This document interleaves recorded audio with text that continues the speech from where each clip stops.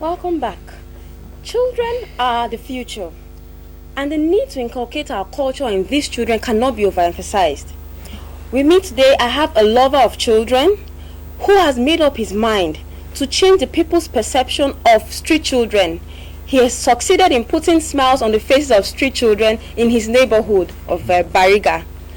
With me, I have here Oluwaseun Awobajo. Welcome. Thank you, Richie. Miss Seun Awobajo is the founder of Footprints of David Arts Academy, an academy where street children are literally picked from the streets and turned into stars of stage performances like dance, drama, and movies. And he's here to share his experience with us. Welcome to the program. Thank you, Uche. My name is Oluwaseun Awobajo. Welcome. So tell us how this initiative started. Well, Footprint, for me, it's actually a revolution. Okay. Because the antecedents of my growing up, really propelled the need. It really pushed me to start Footprints, and of course, if you have been to Bariga or if you are familiar with the situation of things in Bariga, Bariga is one of the disadvantaged areas of Lagos, and you will be able to smell it that actually diamonds are from the rough. There are a lot of talent out there, running after the day-to-day street bosses for survival. So Footprint is just my own way of saying there are better things we can use as children to achieve, and that's just the whole thing. That's just the passion that really pushed Footprint into existence. I don't know, there's any other people out there that really wish to contribute anything in their own quarter to save Nigerian ghettos, the children on the street, and I don't know. It's really amazing what you've done. The mere fact that you can change a child that ordinarily should be roaming the streets and turn that child into a star on the streets, it's on the stage. So it's something really remarkable, and it's an award-winning academy right now. Of course. Not just a street activity. That's really commendable. Footprint has gone beyond a community project now, because we are now part of many international festivals. By God's grace, by this December, we'll be in India to represent Nigeria in some festivals as well. But it's always on my mind whenever I have this platform to say something about Footprints, that there are more to an African child than what you can expect from them. How do you fund the project? How do you fund this project? You get support locally or from organizations? Basically, there's no official, quote unquote, official support from any corporate individuals or any personality, because it's a community thing, and it all started just from my quest on doing something. I love art, and I want children around me to enjoy art, and I know what I went through. Speaking of enjoying art, let's give our audience a feel of what this is all about so they can enjoy it too. All right.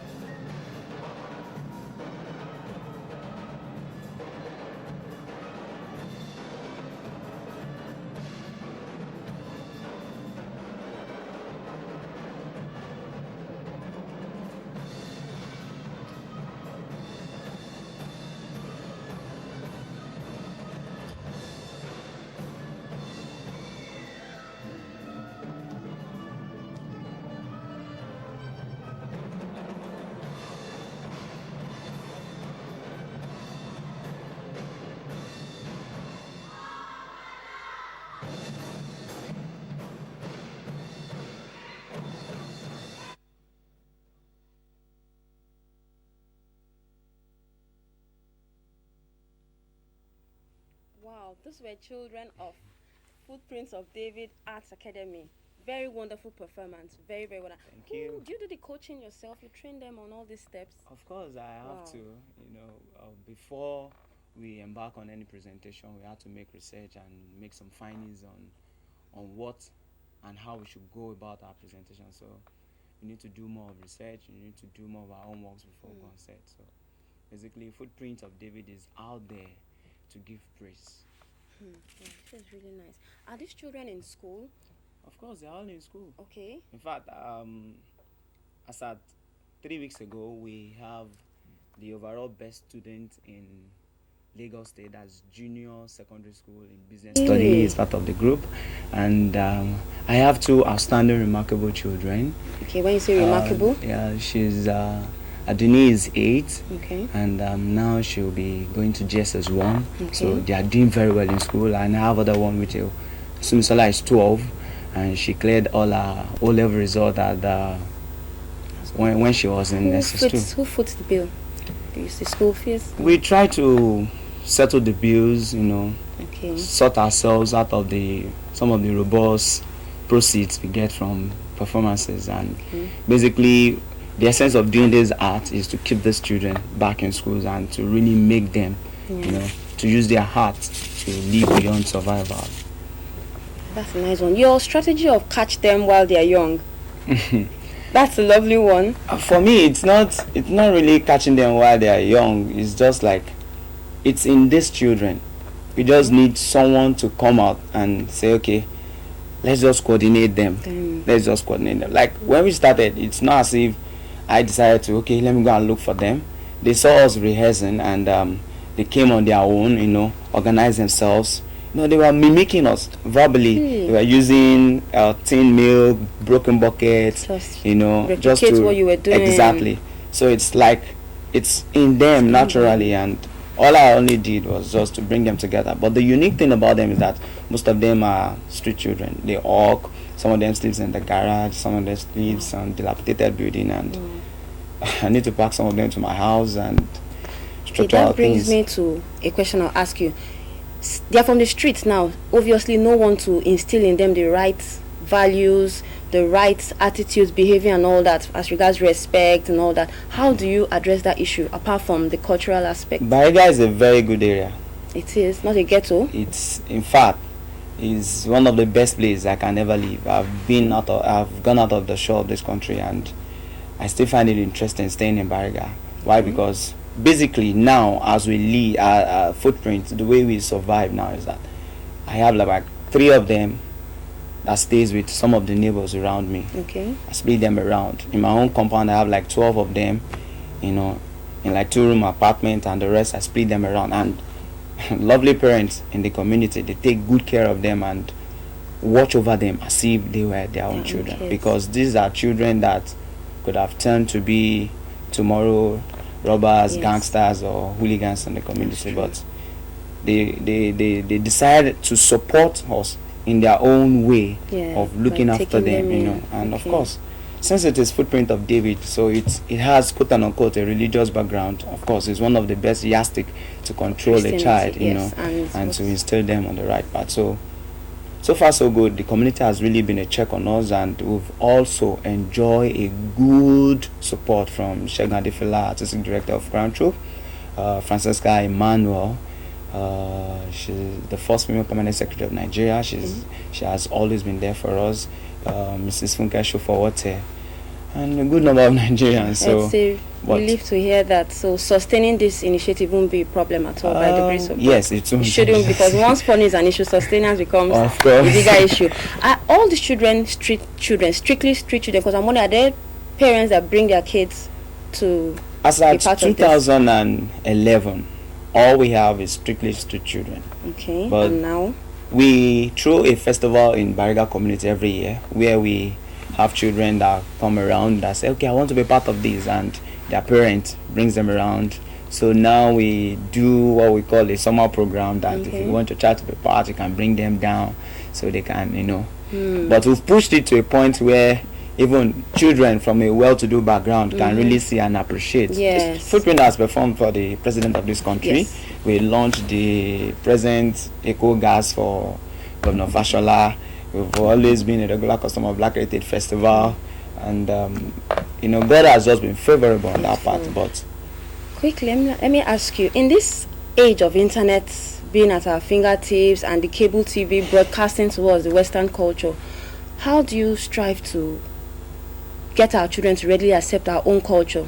That's the only legacy we can leave for these children, because the minute we don't pass it on to them, the next generation will probably be lost or confused. Okay, well, I'll try to summarize that, because for me it's a very complex thing. But I will say that, first of all, the identity I try to give to these ones is basically their language. Okay. Of course, we are in Lagos, and let's say 60% of the children in Footprint are Yoruba. Okay. And I try to say that, okay, you must be able to speak your dialect. Language. You must be able to not only the Yoruba, at least your dialect. Okay. So by so doing, we get ourselves involved in so many traditional activities, and besides, we don't even have cable in our house, so there's no point of Sorry, I'll stop you there. There's so much. I know there's so much we can learn from this whole initiative. But quickly, tell us what your background was like. Your background growing up, your childhood days. Tell us what it was like. Well, my childhood was very, very challenging. I was picked when I was age 4 by a good Nigerian, Mr. and Mrs. Balaji Adebajo, who picked me up, sent me to school. They are very rich, you know what I mean. I went to the best school, Al-Barika Primary, a public school. I went to school with slippers and poly bags. Look how you turned out. But to God be the glory, I finished from Unilag. Though my first 3 years there, my parents thought I was doing law, but 300 level, I told them I'm doing creative art. So they're actually mad, but this is what I love doing. Art is an expression for me, and the only tool I have to change the community is my art. So. Okay. Thank you so much, Mr. Thank you. Oluwaseun Awobajo. It's been nice having you. It's so nice. We hope we'll have you some other time on the program. Thank you. Our own Erelu of Lagos was with a Brazilian tourist, and they had this to say about festivals, if it's cultural, satanic and all that. Stay tuned and see what except.